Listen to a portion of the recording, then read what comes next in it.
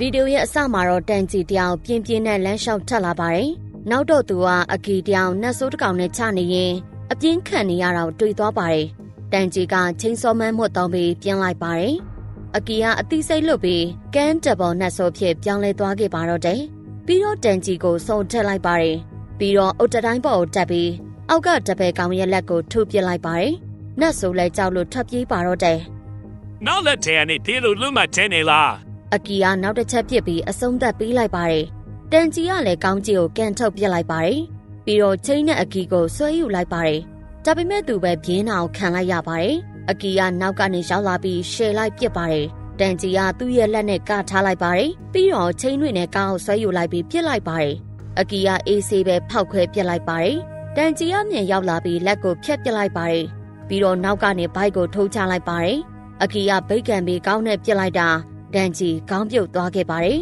။ဒါပေမဲ့ခေါင်းကချိန်နဲ့ဆက်ထားတာမလို့မပြတ်ပဲ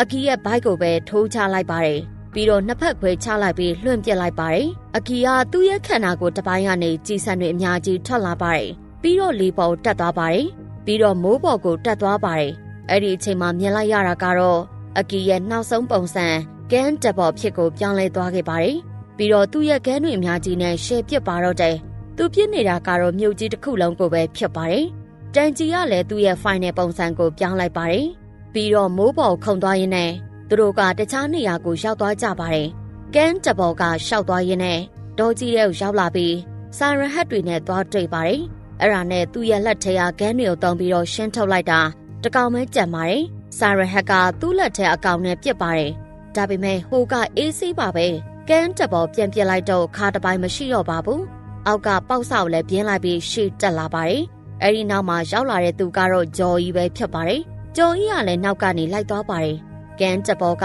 တောထဲကိုရှောက်သွားရင်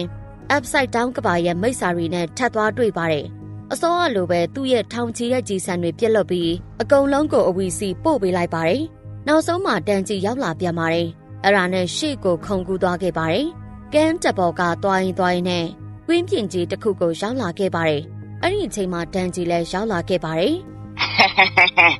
မင်းကငါ့ကိုရှင်းနိုင်တယ်ထင်နေလားတန်ကြီး။ချင်းစမောရဲ့အပိုင်လုပ်ပေးလိုက်မယ်။ကန်းတဘောကရှေ့ထုတ်ပါတယ်။တန်ကြီးကချင်းစောရီနဲ့ကာပြီးတော့ရှေ့ကိုတက်လာပါတယ်။မိုးပေါ်တက်ပြီးခုံးမဲ့ချိန်မှာအထုခံလိုက်ရပါတယ်။ဒါပေမဲ့ချင်းစောနဲ့ပြန်ဆွဲပြီးကန်းတဘောကိုခုတ်ချလိုက်ပါတယ်။ပြီးတော့နောက်ကနေပြန်ရောက်လာပြီးဘိုက်တဲကိုဝင်သွားပါတယ်။ကန်းတဘောကလောင်ချဖြစ်ကိုပြောင်းပြီးကဘာအပြင်ကိုထုတ်လိုက်ပါတယ်။ဒီလိုနဲ့တန်ကြီးတယောက်အာကာသရင်ထဲလိုက်ဆရာမလို့ပဲလကဘာပေါ်ကို free ရောက်သွားခဲ့ပါတယ်။တန်ကြီးကသူ့ရဲ့နှလုံးသားပိုချီအုပ်ထုတ်ပြီးကဘာရဲကိုပြန်ပစ်ပြီးလိုက်သွားခဲ့ပါတယ်။ကဘာမြေပေါ်ပြန်ကျလာတော့ဒီတစ်ခါမှာ